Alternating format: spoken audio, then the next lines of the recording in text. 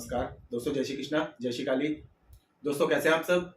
उम्मीद करता हूँ खुश होंगे, सुखी होंगे, संपन्न होंगे। जो भी मेरे व्यूवर्स हैं, जो मेरे सब्सक्राइबर हैं, माता रानी की कृपा आप लोग पर हमेशा बनी रहे। माता रानी आप लोग की सभी मनोकामनाओं को पूरी करे।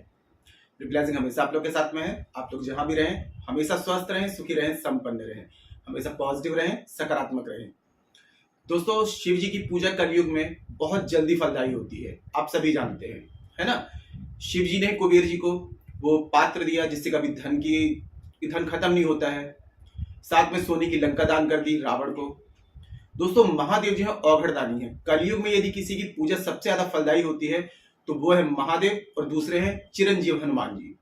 इनकी पूजा यदि की जाए, इनके यदि कोई उपाय किए जाए तो ये बहुत जल्दी कलयुग में फल देते हैं। क्योंकि दोस्तों कलयुग जो है पाप का क्षेत्र है ना। और कलयुग में दोस्तों हनुमान जी और शिव जी, इनकी पूजा सही विधि से अगर सही जानकारी हो और की जाए तो बहुत जल्दी धन संबंधित परेशानी, बेरोजगारी या फिर बीमारी, शत्रु बाधा, ये सभी प्रकार की परेशानियां दूर हो जाती हैं। कर्ज की समस्या दूर हो जाती है। मैंने कर्ज की समस्या के लिए शिव जी के काफी वीडियो बनाए हुए हैं, आप लोग चैनल पर चेकआउट करें। जो कर्जवान है वो इस उपाय को जरूर करें। अगर जरूरत लगती है तो चैनल पर जाएं और चेकआउट करें। कर्ज की समस्या है आपकी दूर होगी। दोस्तों जो लोग खुद का घर चाहते हैं, अब जो लोग रेंट पर रहते हैं, काफी लोगों ने कमेंट्स किया था कि सर हमें खुद का घर चाहिए, तो मैंने उसका भी अलग से वीडियो बनाया हुआ है। लेकिन एक चीज और आप लोग करें, अगर अपना खुद का अच्छा घर चाहते हैं, सपनों का मकान चाहते हैं, तो इसके लिए जब भी किसी मंदिर में जाते हैं, घर में भी पूजा करते हैं, तो सबसे पहले आपको एक काम करना है कि जो भी देवी देवताओं के वाहन होते हैं, जैसे गणेश जी हैं, उनके वाहन है मूसक यानी कि चूहा, तो सबसे पहले उनकी पूजा करें। माता रानी की पूजा करते हैं तो सबसे पहले सिंहराज की पूजा करें। भैरवनाथ की पूजा करते हैं तो सबसे पहले कुत्ते की पूजा करें, है ना। कहने का मतलब यह है कि अब जैसे महादेव की पूजा कर रहे हैं, कभी भी करते हैं आप, तो सबसे पहले नंदी की पूजा करें। क्योंकि नंदी जो उनके द्वारपाल हैं, जब तक वो आज्ञा नहीं देंगे तब तक आपकी मनोकामना, आपकी प्रार्थना महादेव तक नहीं पहुंचेगी। महादेव सदियों तक क्या करते हैं, समाधि में लीन रहते हैं। और ये हम क्या करते हैं, डायरेक्ट जाके महादेव से बोल देते हैं कि हमारी ये मनोकामना है। लेकिन अगर नंदी के सामने बोलते हैं तो जब महादेव समाधि से जागते हैं तो नंदी के सामने बोली गई प्रार्थना, जो भी नंदी से अपनी प्रार्थना बोलता है, तो जब महादेव समाधि से जागते हैं तो नंदी उनकी जो प्रार्थना आपने की होती है, नंदी महादेव के सामने रख देते हैं और आपकी मनोकामना पूर्ण हो जाती है। तो सबसे पहले वाहन की पूजा करें। इसके अलावा हमेशा जब भी हो सकेगा, जो लोग रोज नहीं कर सकते तो सोमवार के दिन में और प्रदोष के दिन में और पूर्णिमा के दिन में महादेव को चमेली का तेल अर्पित करें। महादेव को चमेली का तेल जितना हो सके यथाशक्ति अर्पित करें। इससे आपके खुद के घर के योग बनना शुरू हो जाते हैं। इसके अलावा एक मैं बहुत ही खास प्रयोग आपको बता रहा हूं।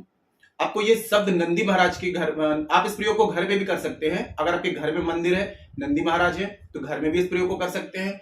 और नहीं है तो इस प्रयोग को दोस्तों सोमवार के दिन में और प्रदोष के दिन में आपको इस प्रयोग को करना है, ठीक है।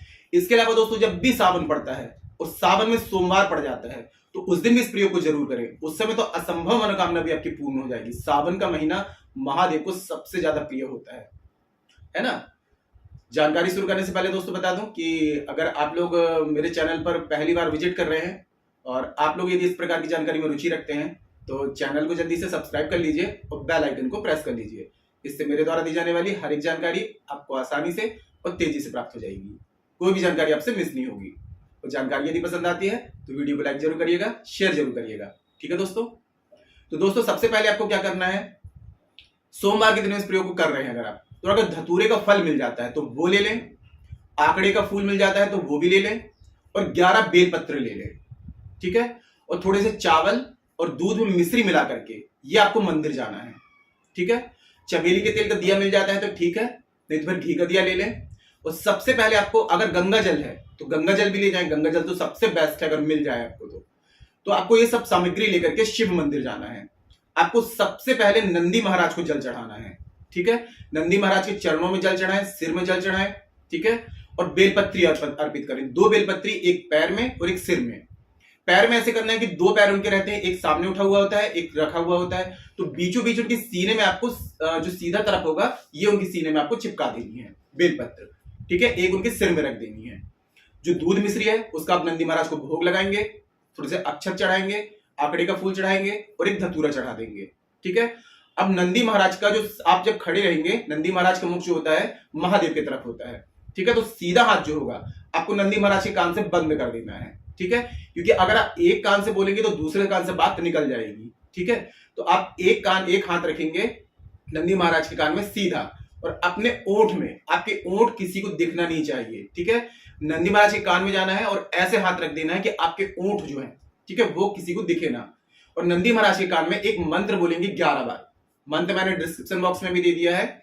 ओम तत्पुरुषाय विद्महे नंदिकेश्वराय च धीमहि तन्नो वृषभरु प्रचोदयात्। इस मंत्र को आप 11 बार नंदी महाराज के कान में बोलेंगे, ठीक है। उसके बाद में आपको क्या परेशानी है, धन संबंधित परेशानी है, तो आपको बोलना है कि हे प्रभु महादेव, पहले आपको ये बोलना है, हे नंदी महाराज, महादेव से मेरी प्रार्थना पहुंचाइए कि मेरी जिंदगी में धन का प्रवाह रुक गया है, मेरे जिस कर्म की वजह से गरीबी है, कर्जा है, दरिद्रता है, तो ये सारी चीजें भंग हो जाए, मेरी जिंदगी में धन का प्रवाह बढ़ जाए, ठीक है। एक बार में एक मनोकामना बोलनी है आपको। तो ये मनोकामना आप 11 बार नंदी महाराज के कान में बोल देंगे, ठीक है। नंदी महाराज के थोड़े से पैर दबा देंगे। उसके बाद में आपको जाना है महादेव के पास में। महादेव के पास में भी आपको क्या करना है, एक आपको धतूरा चढ़ाना है, और जो आपने आकड़े का पुष्प लिया था वो आपको अर्पित कर देना है। चमेली का तेल लिया हो तो वो अर्पित कर दें, और साथ में कुछ भी भोग अर्पित कर दें महादेव को। और जो 9 बेलपत्री ली थी, तो वो बेलपत्री आपको एक बेलपत्री लेनी है और बोलना है ओम श्री काशी विश्वनाथ गंगे हर हर महादेव शंभु। एक बेलपत्री चढ़ा देंगे। फिर दूसरी बेलपत्री, 9 बेलपत्रियां बचेंगी आपके पास में, है ना। तो हर एक बेलपत्री को आपको उल्टी चढ़ाना है, ठीक है, शिवलिंग पर। ओम श्री काशी विश्वनाथ गंगे हर हर महादेव शंभु, ये बोल करके एक एक बेलपत्री को अभिमंत्रित करके और महादेव को अर्पित करते जाएंगे। उसके बाद में जो विनती आपने नंदी महाराज से की थी वही विनती आप महादेव से कर देंगे। दोस्तों, ये आपकी मनोकामना नंदी महाराज के कान में यदि चली गई तो 100% गारंटी लेता हूं कि आपकी महादेव ये मनोकामना जरूर पूरी करेंगे। अब इस प्रयोग को आप, कोई बड़ी परेशानी है आपकी जिंदगी में, ठीक है, उसके लिए भी कर सकते हैं, बेरोजगारी के लिए भी कर सकते हैं, आपका कोई बिजनेस है, व्यापार है, वो चल नहीं रहा है, तो उसके लिए भी इस प्रयोग को कर सकते हैं। मतलब तमाम प्रकार की आपकी तकलीफें जो हैं दूर करने के लिए नंदी महाराज से आपको इस तरीके से बोल करके, कान बंद करके और प्रार्थना करनी है। सिर्फ और सिर्फ 3 या 5 सोमवार आप इस प्रयोग को करिए दोस्तों, आप देखेंगे कि बीच में आपको रिजल्ट मिल जाएगा। जो भी परेशानी होगी, अखंड परेशानी भी होगी, तो वो भी आपकी जिंदगी से रिमूव हो जाएगी। इसके अलावा दोस्तों, मनोकामना पूर्ति का मैं एक और प्रयोग आपको बता रहा हूं, ये भी बहुत ही चमत्कारिक रूप से रिजल्ट आता है। बेल का जो वृक्ष होता है, ये साक्षात माता पार्वती कहे गए हैं, क्योंकि माता पार्वती के आंसुओं से इस वृक्ष की उत्पत्ति हुई है। तो साक्षात माता पार्वती हैं, इसलिए इनकी बेलपत्री जो होती है, 3 देवियां और 3 देवता 3 बेलपत्रियों में विराजमान होते हैं। तो आपको किसी भी दिन क्या करें, बेलपत्र की सबसे पहले प्रार्थना करें। सोमवार के दिन में ना करें, ठीक है, मतलब सोमवार प्रदोष छोड़ करके, और किसी भी दिन आपको थोड़ा सा जल लेकर के जाना है, दूध मिश्रित बेलपत्र के बेल वृक्ष में आपको चढ़ाना है, ठीक है। एक दिया जलाना है, अगरबत्ती जलाना है और अक्षत आपको चढ़ा देने हैं।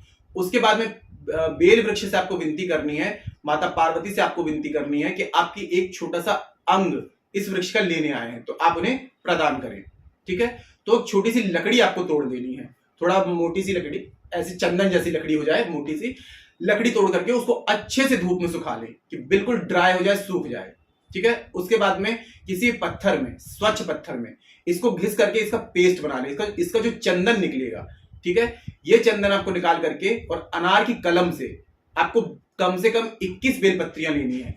अब ये प्रयोग जो करेंगे बेलपत्र में लिखने वाला, या प्रदोष के दिन करेंगे तो बहुत ही चमत्कारिक रूप से रिजल्ट आएगा। इसके अलावा सोमवार को कर सकते हैं और सावन के पूरे महीने में करें, आप देखेंगे दोस्तों कि जिंदगी चमत्कारिक रूप से बदल जाएगी।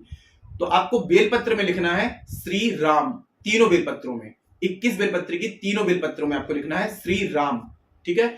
और आपको घर में यदि मंदिर है तो घर में कर सकते हैं, ये तो शिव मंदिर में चले जाएं, शिवालय में, और एक एक बेलपत्री में आपको ये मंत्र जो मैंने बताया, ओम श्री काशी विश्वनाथ गंगे हर हर महादेव शंभु, ये बोल करके और आपको वो बेलपत्र अर्पित करते जाना है। और उसके बाद में अपनी मनोकामना बोलती जाना है, मनोकामना आपको बोलते जाना है कि ये मनोकामना मेरी पूर्ण हो।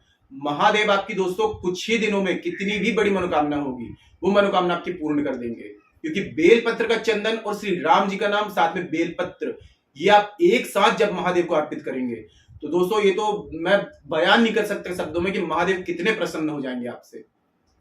बड़ी से बड़ी मनोकामना आपकी, बड़ी से बड़ी परेशानी आपकी दूर कर देंगे। इतना चमत्कारिक उपाय मैं आपको दे रहा हूं, पूरी यूट्यूब में आपको ये उपाय कोई भी नहीं देगा जो मैंने आपको बताया है। क्योंकि बेलपत्र का बहुत ही गुप्त, बेल चंदन का ये बहुत ही गुप्त और बहुत ही प्राचीन उपाय है।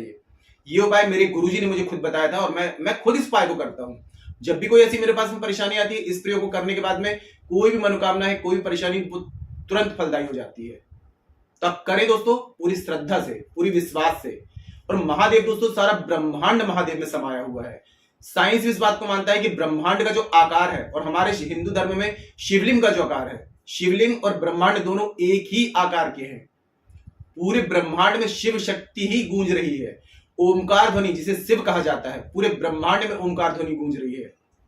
महादेव का उपाय यदि आपने सच्चे विश्वास से, पॉजिटिविटी के साथ में, सच्ची श्रद्धा से अगर आपने कर लिया, तो दोस्तों आप देखेंगे कि ना आपकी जिंदगी में धन की कमी होगी, ना कभी पैसों की कमी होगी, ना कोई परेशानी आएगी, ना बेरोजगारी होगी, घर में ग्रह कलेश है, बीमारी है, शत्रु कुछ भी आपको परेशान नहीं करेंगे।